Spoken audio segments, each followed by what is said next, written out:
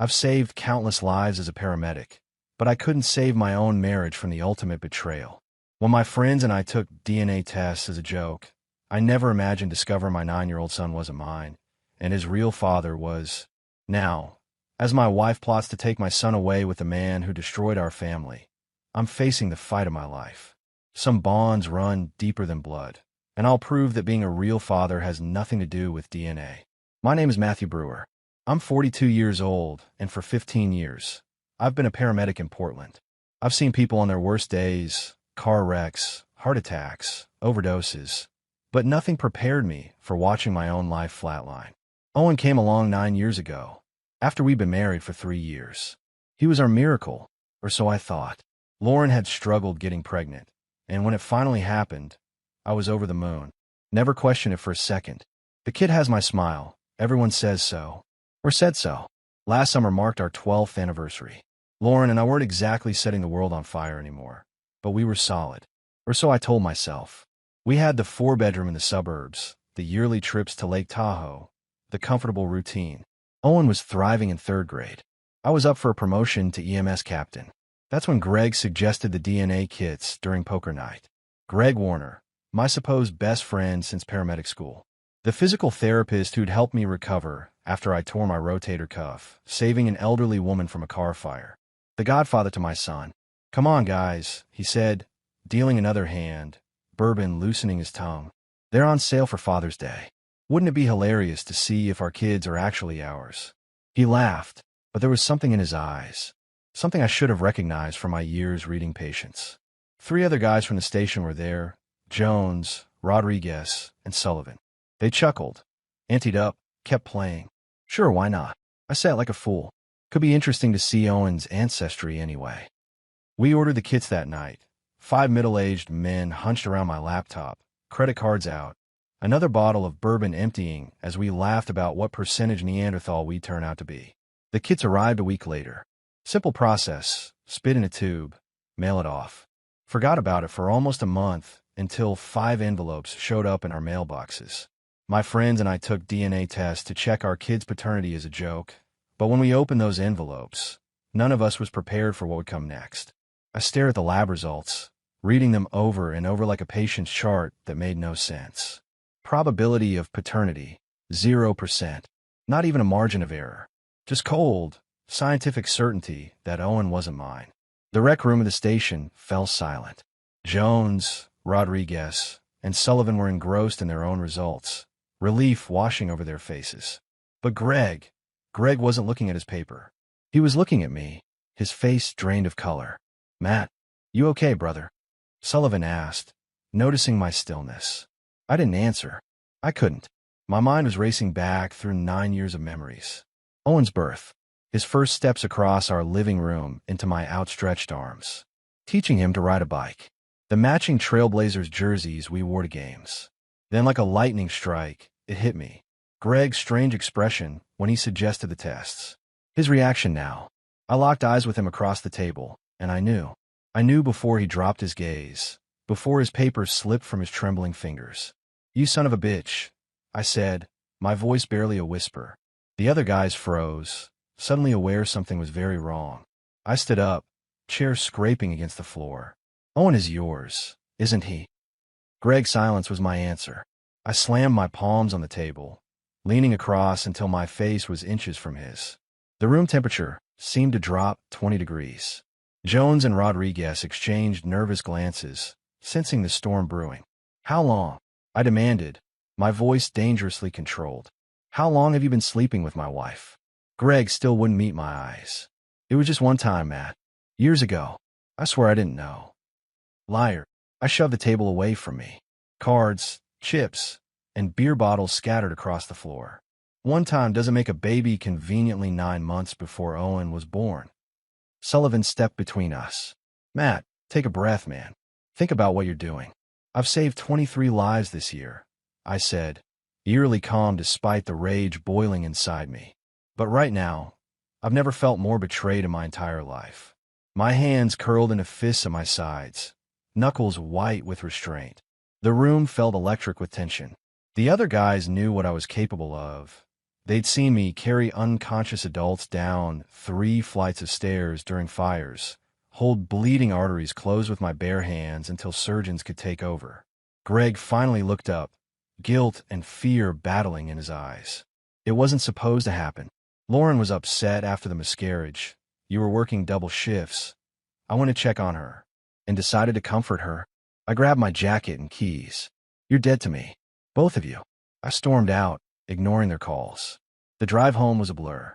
Every red light, every stop sign felt like an insult. The universe forcing me to pause when all I wanted was to confront the woman who'd betrayed me, lied to me, made me raise another man's child. Our suburban home came into view, cheerful porch lights glowing in the twilight. Lauren would be inside, probably helping Owen with homework, oblivious that her perfect deception was about to crumble. I gripped the steering wheel so hard my knuckles turned white. The DNA results burned in my pocket like a live coal. 9 years of lies were about to end tonight. I entered my house quietly, closing the door with deliberate control. From the kitchen came the sounds of normality, dishes clinking, Owen's voice asking about homework. My entire body felt charged, like I was walking into a mass casualty scene. I stood in the doorway watching them. Lauren at the table, her blonde hair pulled back, helping Owen with math problems. The picture of maternal devotion. The greatest act I'd ever witnessed. She looked up, her smile fading when she saw my expression. Matt, what's wrong? You look terrible. Owen, buddy. I kept my voice steady. Can you go upstairs and finish that in your room? I need to talk to Mom. Owen glanced between us, sensing the tension. But we're almost done. Now, son. The word caught in my throat. Was he even my son anymore? In every way that mattered, yes. But the betrayal still cut deep. Once his footsteps faded upstairs, I placed the DNA results on the table. Lauren stared at the paper, then at me, her face unreadable. You knew, I said simply. She didn't deny it, didn't even try. She just exhaled, shoulders slumping slightly, as if relieved the charade was over. How long were you going to let me live this lie?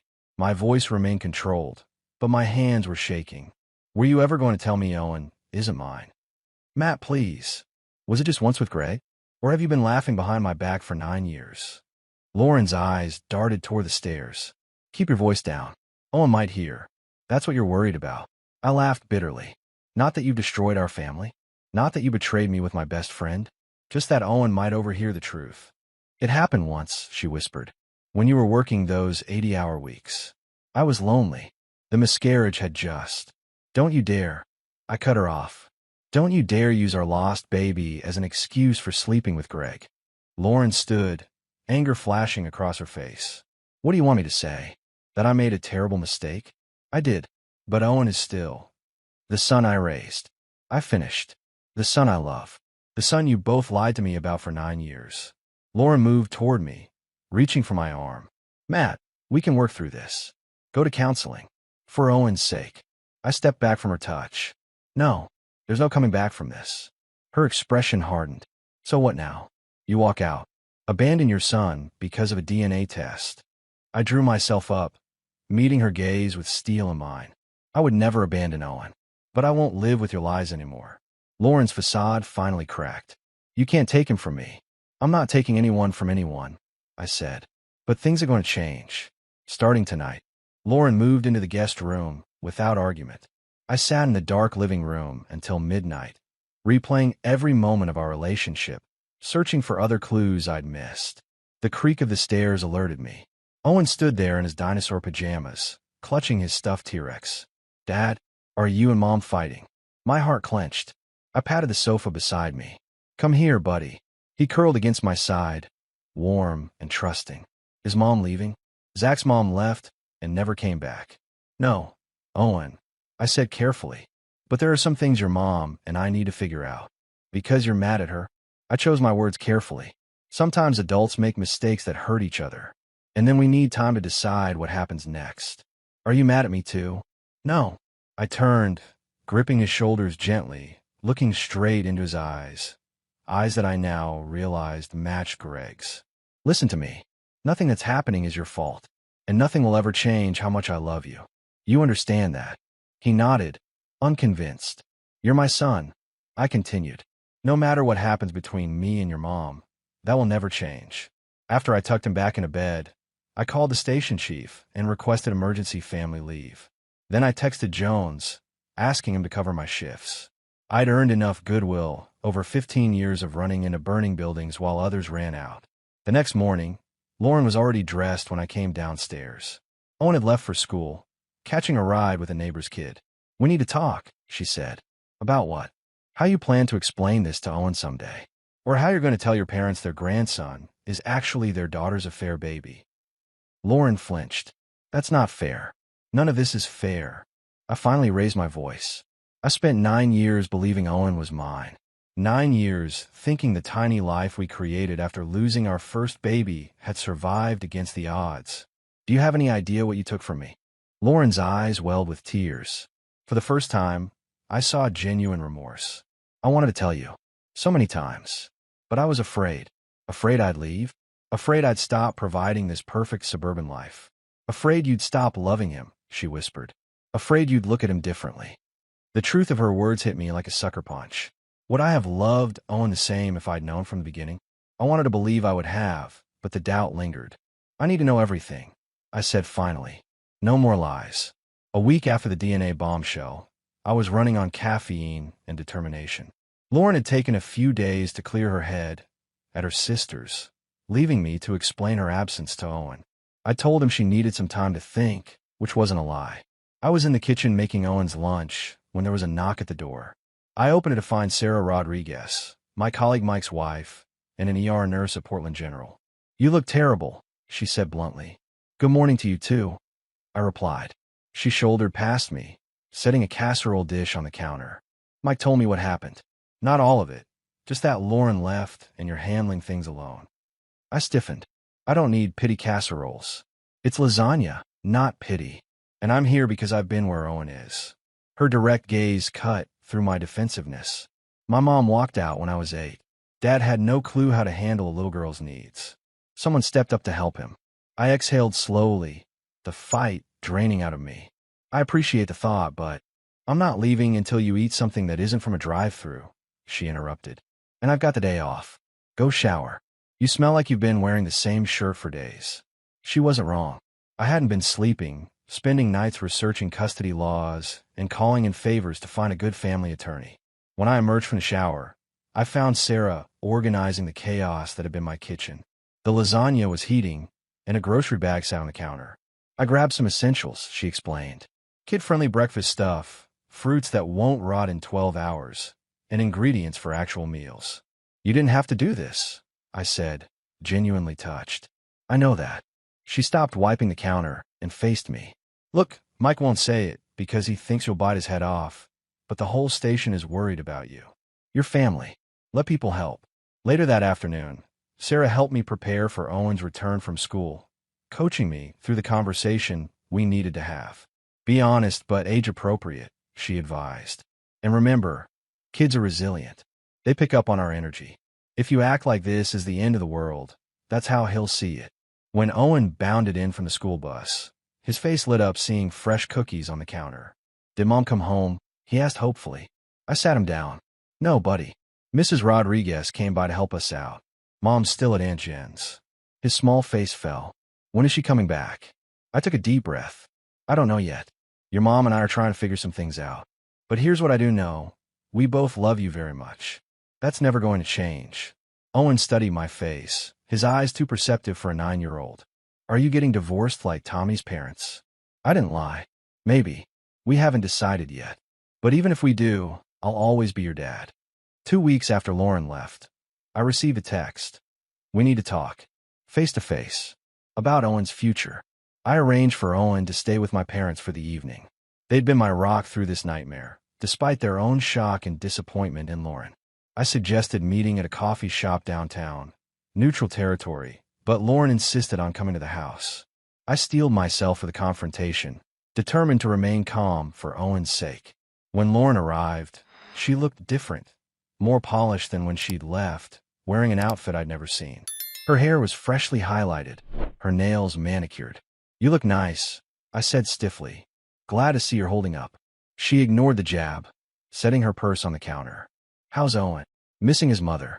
Confused. Scared that his family is falling apart. I kept my voice level, fighting to control my anger. You know, the usual effects of a parent abandoning their child without explanation. Lauren flinched. I didn't abandon him. I needed space to think. 2 weeks without seeing your son is abandonment in my book, I said. But that's not why you're here. She took a deep breath. I want to discuss custody arrangements. I laughed bitterly. After disappearing for 2 weeks, you waltz in talking about custody. Matt, please. I made a mistake. Which one? Sleeping with Greg? Lying about Owen's paternity for 9 years? Or leaving your son when he needed you most? She reached into her purse and pulled out a folder. I've consulted an attorney. These are the terms I think are fair. I didn't touch the folder. Let me guess. You won the house, primary custody, and hefty child support, despite the fact that you've been AWOL while I've been here holding things together. It's not like that. She pushed the folder toward me. Just read it. I flipped it open, scanning the documents. My blood ran cold as I read. You've got to be kidding me. Greg and I think. Greg and you. I stood so abruptly my chair toppled backward. So that's what this is about. You're not just leaving me. You're leaving with him. Lauren had the decency to look guilty. It wasn't planned. But we've been talking, and we think it's best for Owen to know his biological father. 9 years, I said, my voice dangerously quiet. For 9 years, I've been his father in every way that matters. And now you and Greg think you can rewrite history. The DNA doesn't lie, Matt. Neither does the last 9 years of Owen's life. I slammed my palm on the counter. I was there for every fever, every nightmare, every school play. Where's Greg? Playing uncle on weekends while sleeping with my wife behind my back. Lauren's eyes flashed. That's not fair. Greg wants to do right by his son. His son. My laugh was hollow. Now he wants to play daddy. Convenient timing. This isn't about what's best for Owen, I told Lauren, tossing the custody papers back onto the table. This is about you and Greg rewriting history to ease your guilty consciences. Lauren crossed her arms, defensive but determined. We're trying to do the right thing now. Now. I laughed bitterly. The right thing would have been honesty 9 years ago. The right thing would have been not sleeping with my best friend in the first place. We can't change the past, Matt. No, but I'm damn sure going to protect Owen's future. I stood firm, shoulders squared. He's been through enough confusion. I won't let you drag him into some fantasy family with the man who betrayed me. Lauren's eyes narrowed. You don't have a choice. Greg is his biological father. Any court will recognize. Any court will also recognize who raised him. I cut in. Who taught him to read? Who sits with him through nightmares? Who coaches his baseball team? DNA isn't everything, and you know it. My phone buzzed. The hospital. I checked the message and felt my stomach drop. I have to go. Multiple car pileup on the freeway. All hands on deck. Lauren's expression shifted to one I knew well. The look she'd worn throughout our marriage whenever my job called me away. Of course. The job comes first. Always has. I grabbed my keys, fighting to keep my composure. Don't start. Not when you've spent 2 weeks avoiding our son, while I've been here picking up the pieces. This is exactly why shared custody makes sense, she pressed. Your schedule is unpredictable, dangerous. Owen needs stability, and he'll find that with you and Greg. I stepped closer, voice dangerously low. The woman who abandoned him, and the man who's been lying to his face for 9 years. My pager went off again, urgent. Lives were hanging in the balance while we argued about the ruins of ours. I have to go, but hear me clearly. I will fight this with everything I have. Owen stays with me. I headed for the door, then paused. And Lauren? If you or Greg try to take him while I'm gone, I'll have you both charged with kidnapping. That's not a threat. It's a promise. The hospital was chaos. 3 critical patients, 2 with severe internal bleeding. I compartmentalized, pushing aside my personal turmoil to focus on saving lives. This was what I trained for, what I excelled at, staying calm in crisis, making split-second decisions when others froze. Hours later, covered in other people's blood, but with all patients stabilized, I slumped in the break room.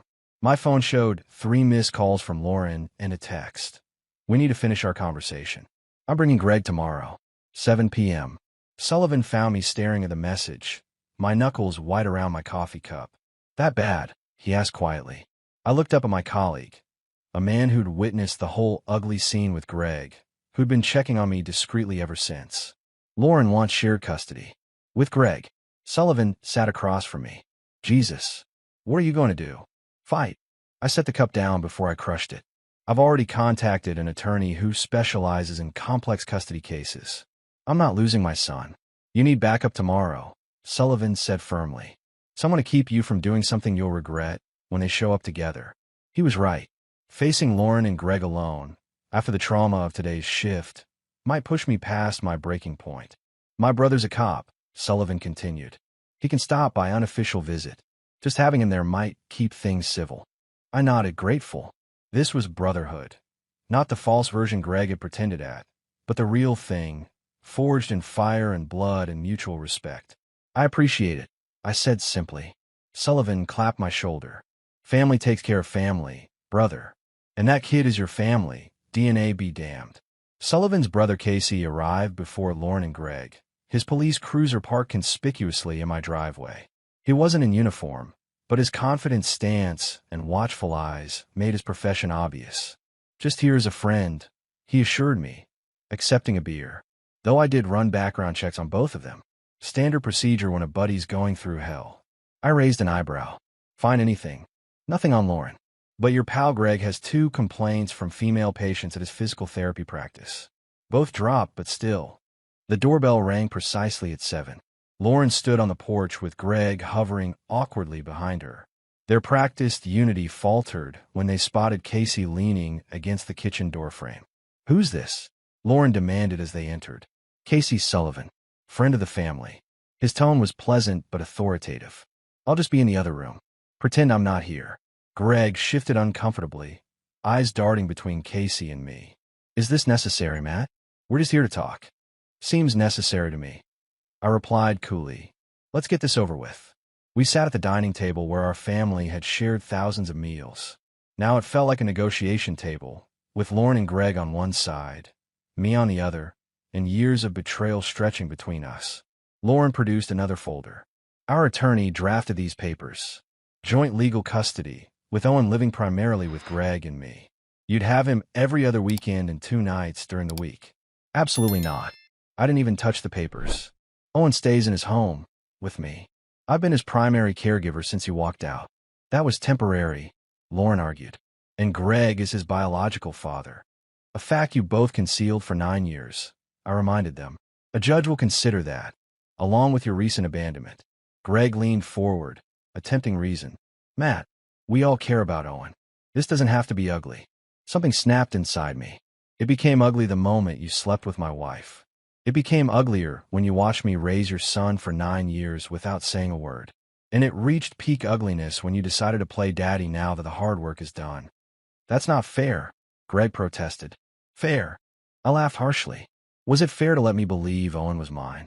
Was it fair to attend his birthday parties, accepting gifts from me, playing uncle while knowing the truth? Lauren tried to regain control. This isn't productive. We need to. No, I need to be heard. Both of you have lied to me for almost a decade. You don't get to dictate terms now. I pulled out my own folder. My attorney prepared these papers. I'm filing for full legal and physical custody, with supervised visitation for both of you. That's ridiculous, Lauren exclaimed. No judge would. A judge might be very interested in the stability I've provided versus your disappearing act, I countered. Or in hearing from Owen's teachers about who attends conferences, helps with homework, volunteers in the classroom. Greg's face darkened. You can't shut me out of my son's life. Your son. My voice was deadly quiet. Where were you when he had pneumonia at age 3? Where were you during the nights I walked the floors with him when he was teething? Where were you for his first day of school, his nightmares, his scraped knees? Casey cleared his throat from the doorway, a gentle reminder of his presence. I took a deep breath, reining in my emotions. I've never kept Owen from either of you, I said more calmly. Even after learning the truth, I've facilitated his relationship with his mother. I'm not the one trying to upend his life. The preliminary custody hearing was set for a Tuesday morning. I'd taken personal leave from the station, unwilling to risk missing this crucial moment. Owen stayed with my parents, sheltered from the legal proceedings that would determine his future. I sat beside my attorney, Karen Michaels, a former prosecutor who specialized in father's rights. Across the aisle, Lauren and Greg huddled with their lawyer, occasionally whispering urgently. Greg couldn't stop fidgeting, tugging at his collar like it was strangling him. "All rise." The bailiff announced as Judge Eleanor Winters entered. Judge Winters was known for her no-nonsense approach and skepticism toward traditional custody arrangements. She reviewed our filings silently, glasses perched on the end of her nose. "I've read the submissions from both parties," she said finally. "This is an unusual case. Mr. Brewer has been the child's father in every practical sense for 9 years, while Mr. Warner is the biological father who has maintained a relationship with the child as a family friend." Our attorney rose. "Your Honor, my client has been Owen's primary caregiver since Mrs. Brewer left the family home 3 weeks ago. He's taken emergency leave to ensure Owen's routine remains stable during this difficult transition." Lauren's attorney countered with arguments about biological rights and the importance of Owen knowing his real father. I clenched my jaw, fighting to maintain composure. "Your Honor," I interrupted, earning a glare from Karen. "May I speak?" Judge Winters gave me a measured look. "Briefly, Mr. Brewer." I stood, straightening my shoulders. "For 9 years, I've been there for every moment of Owen's life. The milestones and the mundane, the celebrations and the hardships. I'm not here to deny him a relationship with Mr. Warner. I'm here because suddenly, after nearly a decade, they want to rewrite our entire family history and pretend those years don't matter." The judge studied me. "And if Mr. Warner wants to be more involved in his biological son's life, then he should have thought about that 9 years ago," I said honestly. "But Owen's stability matters more than any of our feelings. He knows me as his father. His home is with me. Uprooting him to ease their consciences isn't in his best interest." Judge Winters nodded thoughtfully, then turned to Lauren and Greg. "I'd like to hear from you both." Lauren spoke first, emotional but composed. Greg followed, discussing his desire to step up as Owen's father. But when the judge pressed him on why he'd waited 9 years, he stumbled, contradicting earlier statements. "You claim you weren't certain of paternity until the DNA test," Judge Winters noted. "Yet Mrs. Brewer's testimony indicates you both suspected from the beginning. Which is it, Mr. Warner?" Greg glanced at Lauren, panicking. The judge noticed. "I think I've heard enough for today," she said, closing her folder. "Before making any interim rulings, I want to speak with Owen in chambers. I also want statements from his teachers, his pediatrician, and other adults in his life." As we left the courtroom, Lauren approached me in the hallway. "Matt, can we talk? Alone?" Her eyes were red-rimmed, her confident facade crumbling.